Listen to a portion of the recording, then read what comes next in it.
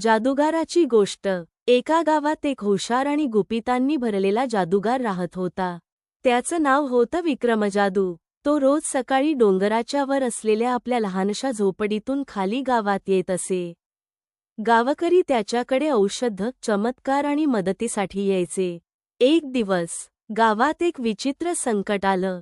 गावाजवळील विहिरीचं पाणी अचानक आंबट होऊ लागलं।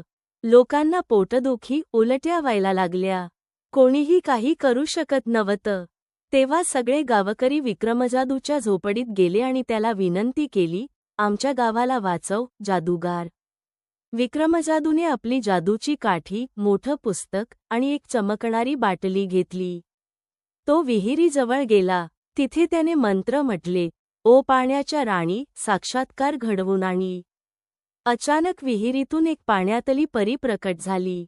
तिने सांगितलं, या विहिरीत एक काळा साप राहतो आहे। तोच पाणी विषारी करत आहे। विक्रमजादूने एक प्रकाशाचा गोळा बनवून विहिरीत फेकला। तेवढ्यात काळा साप बाहेर आला। तो खूप मोठा आणि धडधडीत होता। पण विक्रमजादूच्या मंत्रशक्तीमुळे तो साप एकदम छोटा झाला आणि एका बाटलीत बंद झाला। पाणी पुन्हा शुद्ध झालं। गावकरी आनंदी झाले। त्यांनी विक्रमजादूला गावचा रक्षक हे नाव दिलं।